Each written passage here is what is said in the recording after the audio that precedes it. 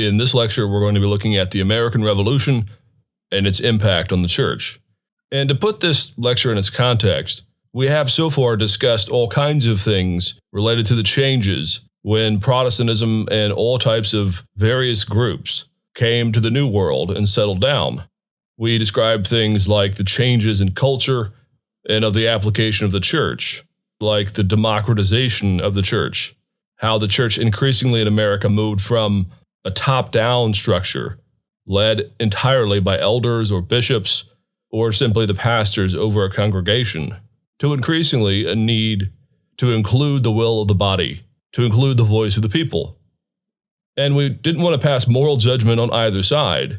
What we're seeing here is more of a transition in terms of the culture, as the church moves to have different, you might say, felt needs when it came to how church is supposed to be expressed or lived out in the context of the modern world.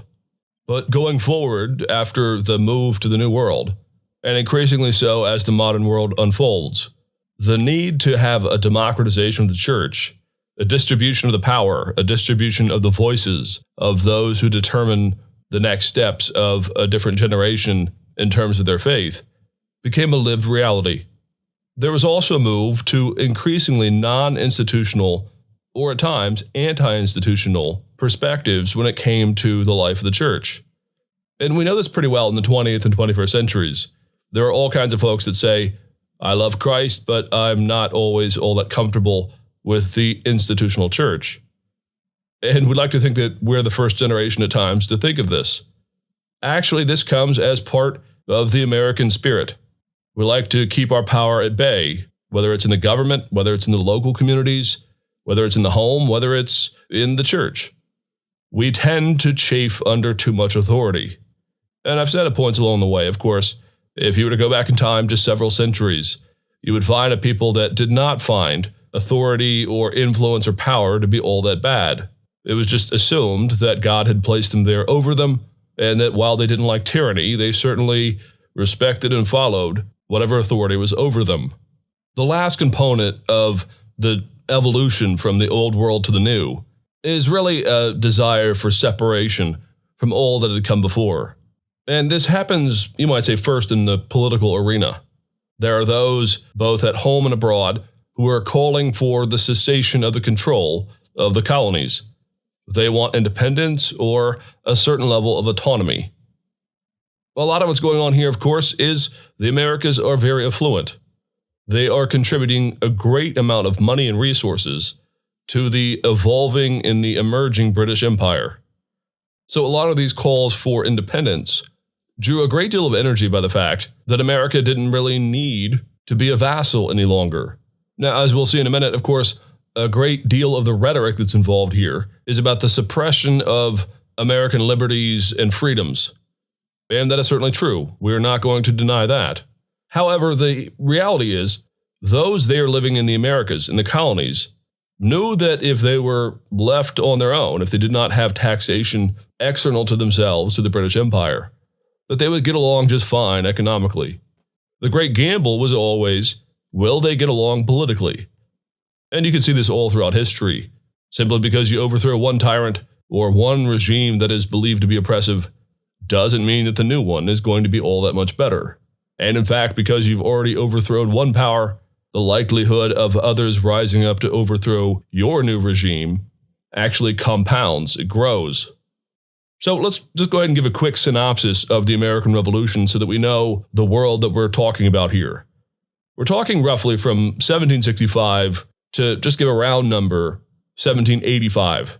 Of course, the Revolutionary War ends in 1783, and it only has begun in 1775. So we're talking about a decade before the outbreak of the war, and just a few years thereafter. In 1773, there was the Boston Tea Party, an organized riot that was sparked in part because the Americans believed that England was going to offload all of its surplus from its Asian trade, all this tea that had been brought in, that they were going to be required to purchase this excess tea at a price that was unfavorable. Now, if that is indeed what the British government is thinking, there's lots of good reasons to assume this. The American colonies, just like England, notoriously consumed vast quantities of tea. It was their favorite drink of choice. They also had lots of expendable income. Again, they're affluent. But for whatever reason, the idea that the Brits were going to bring in tea and that the Americans were going to be required to purchase it only first at a certain price seemed to have sparked part of this rebellious instinct, this spirit that they were being asked to do things as vassals when they should be treated more as equals. Of course, the Boston Tea Party was met in 1774, the year after, with certain acts of coercion. Increased taxes and these kinds of things were placed upon the American colonies, which only fanned the flame of the problem.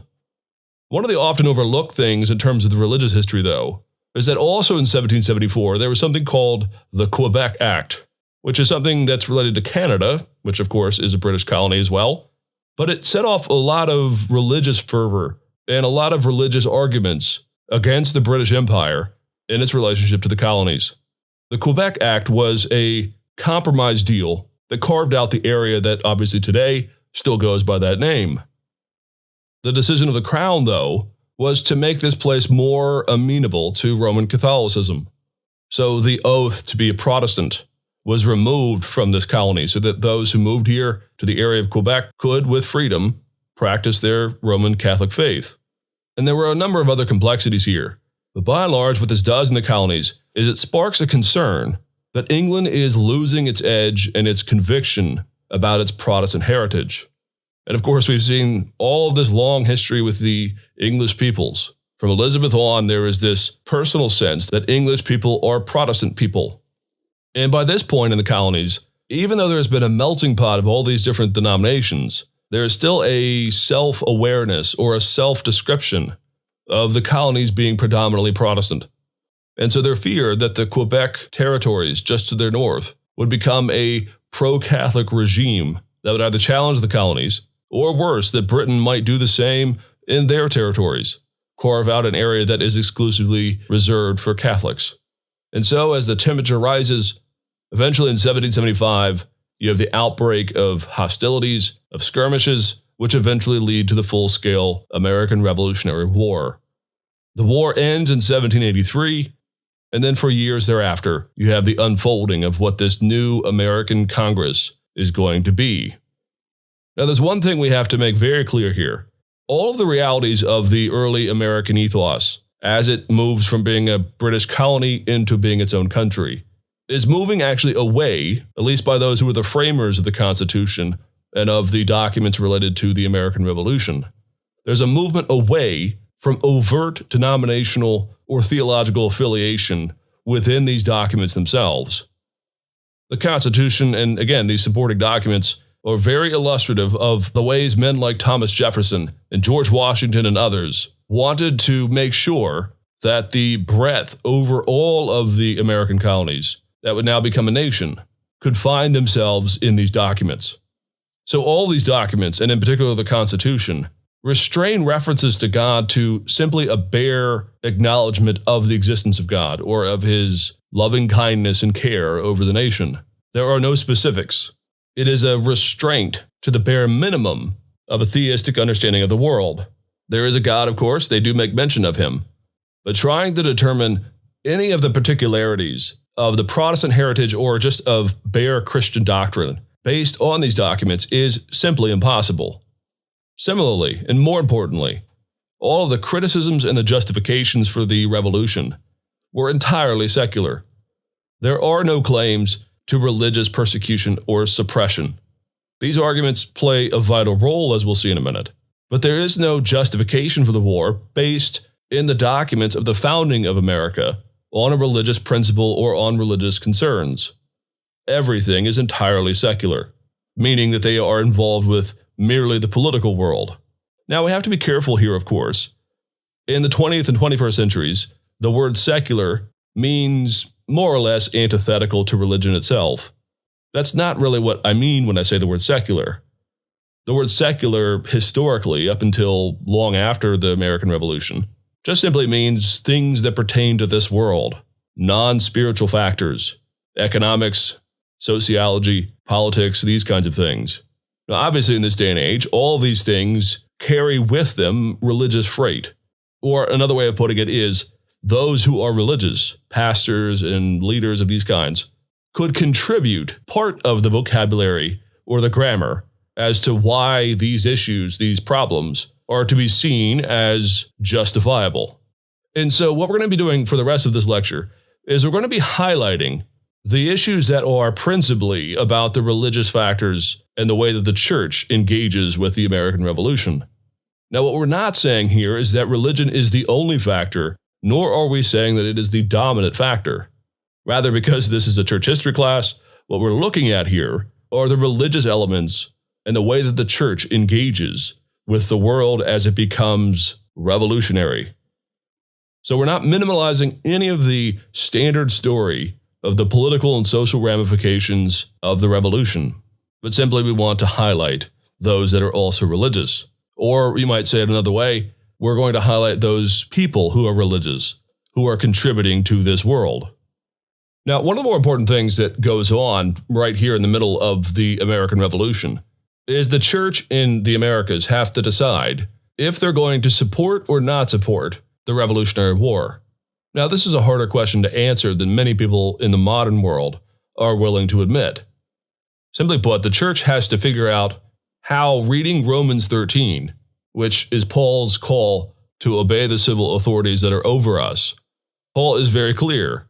Do not lift a finger in rebellion against the one who holds the sword, meaning the government. And there had been a long history of reading this text very, very concretely. It is assumed, of course, that Paul is writing in the context of Emperor Nero, the great tyrant of the Roman Empire who burned Christians and did all kinds of nasty things.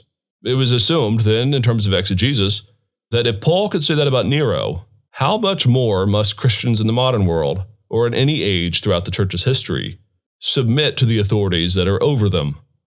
And this logic, of course, played a heavy hand in the submission to authority of all kinds that I had talked about earlier. What had happened, though, ever since roughly the 17th century, all the way down now until the latter half of the 18th century, is there arose what historians call the spirit of the Republican or the Renaissance virtues of the classical world. And what's in play here is very complex, but essentially what's happening is historians and scholars, people who are framing the thought life of the world, are reaching back to a classical period, to a classical mode, in which there was this idea that societies should be free, and that what keeps it together is a heroic, and they often tended to say manly, virtue, that the freedoms one has is always countered by the quality of the virtue of its citizens. Now, they called it manly because, of course, this is very much a patriarchal age, but also because this is how the Romans described it. Virtue is manliness, this kind of virile strength of integrity. Those who are powerful, those who have money, those who have wisdom, don't simply hoard it for themselves, but turn around and lavish it upon the citizens and the communities that they are a part of. This was very much part and parcel to the Roman Republic, the republic that was there before Caesar and the Claudian Revolution in the first century. Now, what's important here is all these virtues, of course, are being described and discussed. There is a rapid increase of this desire for a more classical understanding of freedom and virtue. The problem, though, of course, is the Bible doesn't put it that way. The Bible says that we're sinners, and one of the ways that the Bible describes the political order is that it is a restraint upon the natural sinful desires which lead to excess carnal living and the narcissism of those who are in power. Well, one of the big things that happens here, one of the serious developments within the church, is that this American ideal, this belief in virtue, integrity, the American way, that you're supposed to earn your way through this world, that you're supposed to be someone of rugged integrity and the inherent goodness of all people at all times, actually begins to become adopted within the life of the church. You can almost see the switch go off. From roughly this point in the mid to late 1770s, on into the next century, as we'll see in this lecture and in others, there is this rise of this belief, on the one hand, that the world is fallen, but the fallenness of the world becomes locked up in certain boogeymen, certain demonic forces, whether it's this group or that group or the Catholics or politics or something. But there becomes infused within the American church, within all denominations, frankly, this ultimate assumption that what is going on is that the Americas are a blessed nation that can carve out some utopian ideal based off of the virtues that are part of the spirit here. And we're going to trace this as we go through, but just to give the punchline, the churches that have the most impact from 1770 until 1900, roughly from this point of the revolution until the start of the 20th century, the denominations and the movements that have the most impact tend to be the ones that are open to talking about things like holiness, sanctification, godly living, separation from the evils of this world, and that preach a certain amount of activism to their people. Now, to be clear, this is not the only determining factor, but because of the American Revolution, the ethos up and down the American colonies becomes one of self-determination, stand on your own 2 feet, rugged individualism. And so the churches that have a theology that can sync up with that American spirit tend to be the ones that have ears that are willing to hear them. There are other more earthy fights that spill out of the American Revolution as well. One of the things that happens is the Anglican Church, the Church of England, the official church, not yet known as the Episcopal Church, mind you, becomes attenuated. It becomes despised in some circles as a result of the revolution. Bishops become seen as the plague spreaders of a royalist understanding of how to do government. There's a pretty widespread description of Anglican bishops as the tools of oppression. And as a result, things begin to shape the Anglican Church in America. First and foremost, they go through a period of retraction. There's even one story of an Anglican church simply shutting its doors because the pastor there was a loyalist. He did not believe in the American spirit, the idea of overthrowing the government. And rather than put himself or his congregation through hard times or through persecution, he decided it was better to close shop. Now, the Anglican Church will obviously not die in the Americas, but in major pockets where resistance was particularly fierce, and after the Revolution, in rural areas that are more keen against the oppression of those who are in authority over the people, you're going to see a dramatic lack of impact of churches that have a pretty rigid hierarchy. I mean, just think of the Deep South over the last, say, 150 years. What are the principal denominations that have the largest voice? Well, simply put, they are the ones that have a very flat or low hierarchy. Single church congregations, Baptist churches, holiness movements, charismatic movements, etc. I often joke that the furthest hierarchy most Americans tend to be willing to put up with, or that they don't have natural questions about, just simply as a result of this American revolutionary spirit, the highest they're willing to go tends to be Presbyterian, or some type of synodal government, a collaboration of the pastors amongst themselves. But if you stick a bishop on top of something, historically there tends to be concern. Now that ebbs and flows, but again, if the accent of the American spirit is on the democratization of the church, then any type of hierarchy, any type of single person over them, always tends to chafe. And so when we get to just after the Revolutionary War, because of this revolutionary spirit, and because of the injection of some of these ideas into the American ethos, you see a number of different things go back and forth. First of all, in the political or the social arena, from 1770s on, frankly all the way down until the latter half of the 20th century, the American experiment has this very ironic twist within it, which is that for a community, a culture, a political order that preaches so much the separation of church and state, it simply has not done a very good job of separating religious speech and religious justification for the things that we do in our culture and in the political world. My doctoral advisor loved to point this out. If you compare England today with America today, England, of course, is still an official state church. The Church of England is still, from the top down, from the Queen down, part of the English identity. And yet, when it comes to their political orders, when it comes to culture at large, when it comes to society, there is not as much of an overt expression of religious themes within the wider world or the political world. Now, there are certainly some, to be sure, but it's not this constant evolution and this constant justification of things based on religious principles. Well, if you look at America today, by contrast, and I think my advisor was right on this, America touts so very much the separation of church and state. But our worlds of theology, Bible, religious expression, political expression are so entangled with one another that at times you would think that we were kidding ourselves when we talk about separation of church and state. And I'm not just talking about one political party or another. I'm taking the wider view here of all of the last several centuries. You have politicians that repeatedly justify things and appeal to religious principles to advance their legislation, their decisions, their leadership. We also have a very permeable relationship between our religious leaders and the political order. I mean, just take into account the fact that when JFK announced his candidacy for the American presidency, the American press and all the way down to the lay level just got embroiled in this conversation about what they were going to do if a Catholic became president of the United States.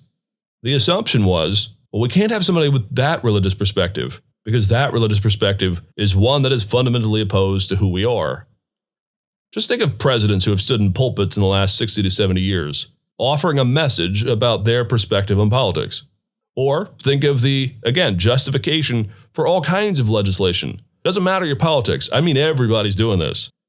The American spirit, from the 1700s, frankly, on, has an ambiguous relationship, an ambiguous understanding as to how these two worlds, church and state, separate in ways that are not simply institutional.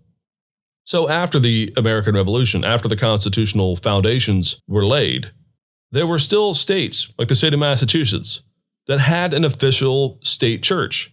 They still had a state-funded church, and they continued this on for some time. But the state of Virginia has absolutely no religious affiliation or involvement or support of the state. And that is driven entirely by Thomas Jefferson's desire to really live out a separation of these two worlds. Well, even if we all come to the conclusion as to what separation of church and state means in the American context, what is unanswered and what is often ignored in the conversation is the softer relationship of persuasion, argument, and the language that we use to justify what we do. This is not a 20th century problem. This is not what the evangelicals or the fundamentalists or the Catholics or the atheists in the 20th century did to ruin the church. This is a fundamental ambiguity in the American world. Even Thomas Paine, for example, one of the early justifiers of the American Revolution, who wrote a number of blistering books about the oppression of government on top of the people, he himself was an atheist or a deist, somewhere in between there, had no concern whatsoever for religion. And yet in his book, Common Sense, perhaps his most famous book on the political establishment, he makes repeatedly biblical arguments as to why there ought to be a revolution. That is, you might say, a microcosm of the issue here. Now, what does this mean in real time and in real space?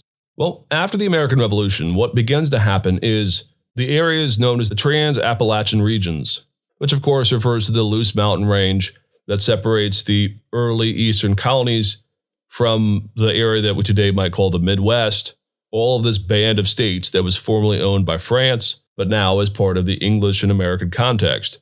America simply jumps over those mountains and runs as fast as possible to spread out into areas like Illinois, Tennessee, eventually making their way over time through the formation of new states further and further out west.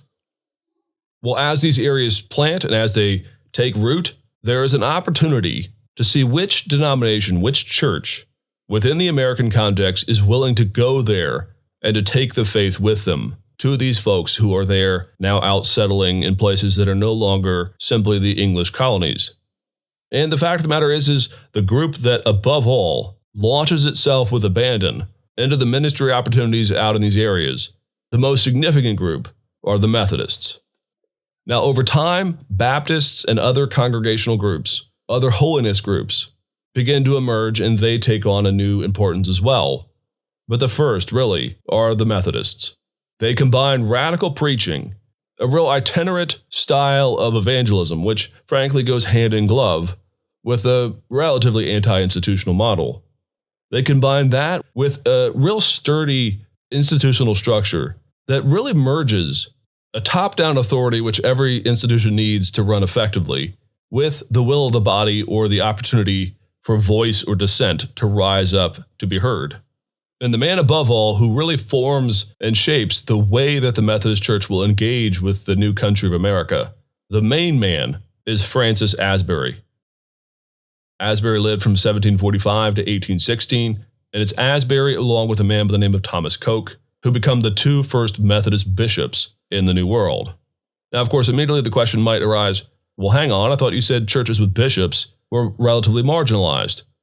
Well, in this case, the Methodist structure, the opportunity to have lay involvement at all levels, really took the sting out of the bishops. They did come under pressure at times. They were occasionally challenged by people who did not want a top-down establishment. But the way that the Methodists launched themselves into the missionary expansion, into the evangelistic expansion out west, is simply staggering, and it ought to be appreciated.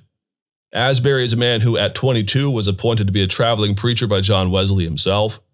He was the only Methodist to actually remain in America during the Revolutionary War. The others fled back for fear of their lives. The role that Asbury plays, though, is simply staggering, and we're going to look at it a bit more in our next lecture on the Second Great Awakening. But he is radically opposed to any type of social hierarchy. In fact, Asbury is instrumental in nurturing and supporting a very important man by the name of Black Harry Hosier. Black Harry Hosier was a man who was illiterate, he had been a slave, he'd become a freedman, and he began to travel to Asbury as part of his support. And along the road, Asbury would read the Bible to him. And through a very strong mind, Black Harry Hosier began to memorize large portions of the scriptures. And Francis Asbury, bucking all the trends of the day, put Black Harry Hosier forward as one of the revival preachers in his entourage. And in fact, Black Harry Hosier is the first black preacher in America to address a predominantly white audience. He stands up and he just simply preaches the gospel. Now, in the context of the late 1700s, that is radical. It speaks to part of this, again, Methodist ethos, breaking down the divides within society at large. Methodists have always been on the leading edge of first the abolitionist movement in the Americas, and then later in the civil rights era. So Asbury is one of these men who capitalizes on the new spirit of the revolutionary era in the church, the democratization of the church, the relatively anti- or non-institutionalization of the church, as well as a growing need to separate America from its past and to plot a new trajectory that ideally would have a breakdown of societal distinctions that had been so prominent from the English culture. And so these leaders, Asbury and Coke, become the first to, again, capitalize on the Revolutionary era. And the spill out and the changes to the American ethos, to the American church ethos, happens almost immediately when we see it in the rise of the Second Great Awakening.